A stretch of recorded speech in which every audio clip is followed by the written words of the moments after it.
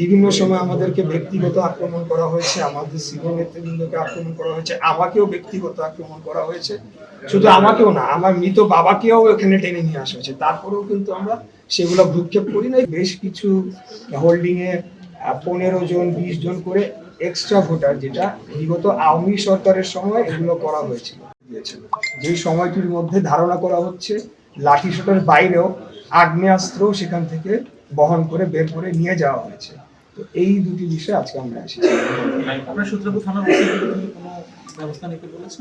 হ্যাঁ, আমরা যে আমাদের অভিযোগের ফটোকপি আপনাকে দিয়ে দেওয়া হবে। আমরা ওনাকে যাতে পরিবর্তন করা হয় সেই মর্মে আমরা একটা আবেদন করেছি। তবে সেটা হবে নাকি আমরা জানি না। কমিশন তো ওনাদের আইন অনুযায়ী ওনাদের গতিতে এবং সামনে 3-4 দিন পরে নির্বাচন, এটাকে বিবেচনা করে ওনারা যতটুকু পদক্ষেপ নেন।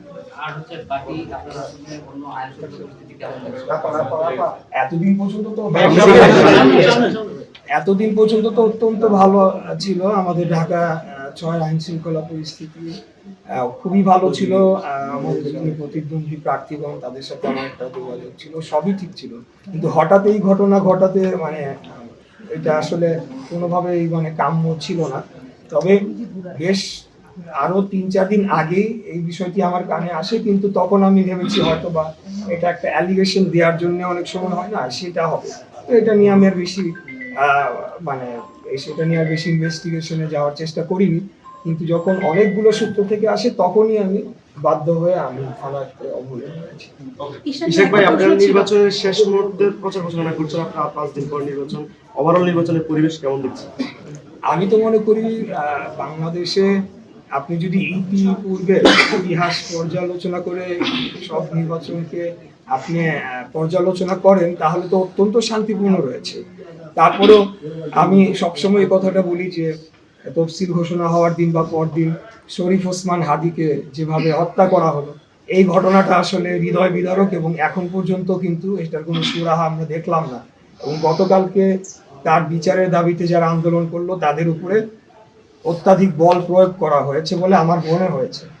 কারণ ইতিপূর্বে আমরা দেখেছি যে বিভিন্ন জায়গায় মব হয়েছে, দাঁড়িয়ে থেকেছে, কিছু করেনি। আবার যখন প্রয়োজন হয়েছে এই সরকারের, তখন তারা বল প্রয়োগ করছে। যাক, আমি সরকারের সমালোচনায় যাব না।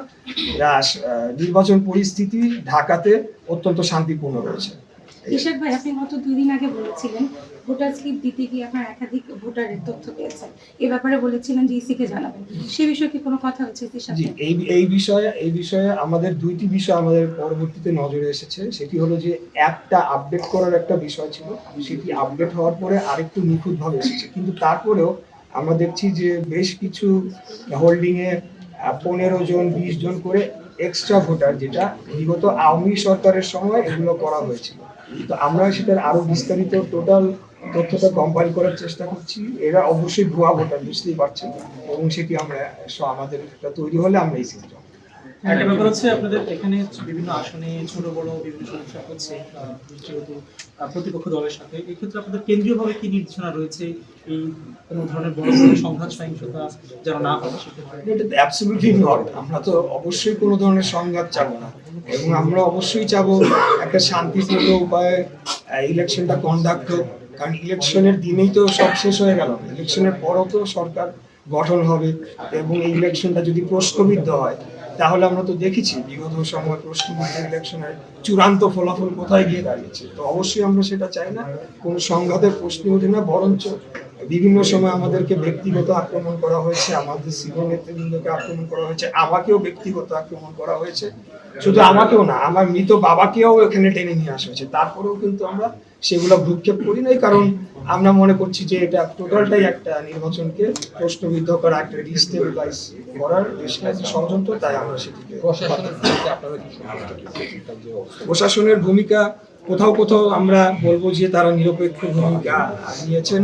আবার যেমন পরশুদিনের যে ঘটনাটা, সূত্রাপুর থানার ঘটনাটি আপনাদের সামনে বললাম, সেখানে তো আবার কোনোভাবে নিরপেক্ষ তো বলাই যেতে পারে না, বরঞ্চ বলা যেতে হবে এক প্রকার সহযোগিতায়, একটা ক্রিমিনাল অ্যাক্টে সহযোগিতায় করা হয়েছে ঊর্ধ্বতন একজন থানা কর্মকর্তার কাছ থেকে। এটি